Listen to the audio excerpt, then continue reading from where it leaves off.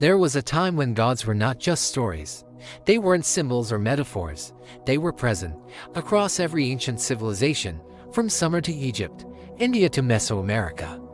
Humanity spoke of beings who walked among them, taught them, and shaped their world. But today, we call them myths.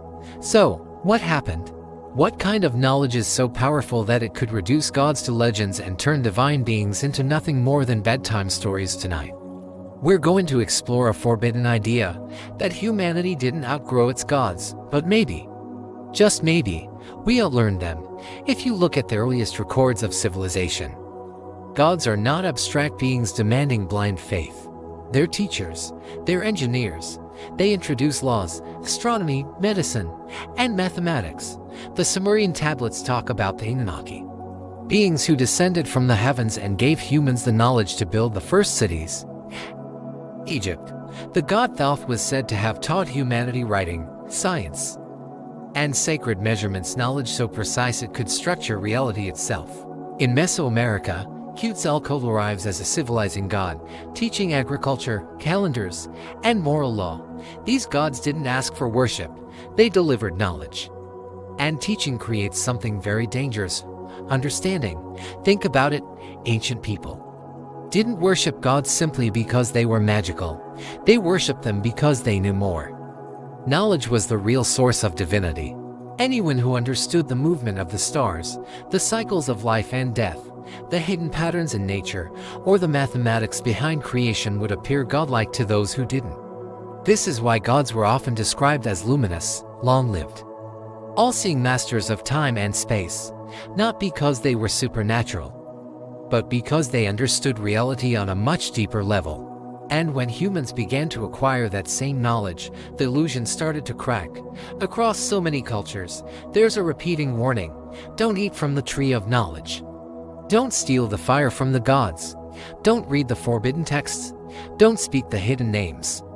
In the book of Genesis, eating the fruit is what separates humanity from God. In Greek myth, Prometheus is brutally punished for giving humans fire, symbol of technology and awareness. In ancient Egypt, certain knowledge was restricted to the priest class only. Why? Because knowledge is the ultimate equalizer of power. Once humans began to understand how the universe truly works, gods could no longer rule through mystery and awe. As civilizations advanced, something strange happened. The gods slowly retreated. They stopped appearing physically. They stopped ruling directly. They became distant, symbolic, and abstract. Eventually, they became myths. This wasn't because humans stopped believing, but maybe because humans stopped needing them as intermediaries. When people learned for themselves how seasons worked, how diseases spread, how the stars moved, and how life renews itself, gods were no longer required to explain reality. Human knowledge had replaced divine authority, and when power shifts, history gets rewritten. What was once described as a god visiting humanity becomes redefined as a metaphor, a legend, a symbolic teaching. Beings who were once considered sacred teachers become mere allegories. Advanced ancient knowledge gets relabeled as superstition, and those who tried to preserve the old wisdom were often silenced, branded as heretics, or completely erased from history. Because knowledge doesn't just free minds, it destabilizes systems of control. Once gods were no longer needed to rule or explain reality, they were transformed into culture. They became stories, festivals, and symbols. This is the final stage of control, not erasing the gods, but domesticating them. A god you fear controls you. A god you understand empowers you.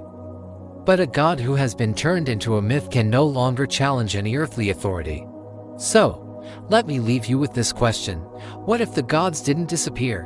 What if humanity simply caught up? What if the ancient gods weren't supernatural beings at all, but advanced teachers whose power faded as our own consciousness awakened? And what if some of that ancient knowledge was intentionally buried because of fully awakened? Humanity would never, ever kneel again. The greatest myth might not be the gods themselves. The greatest myth might be the idea that humans were ever powerless. Because history doesn't really show gods creating humans. It shows knowledge creating gods.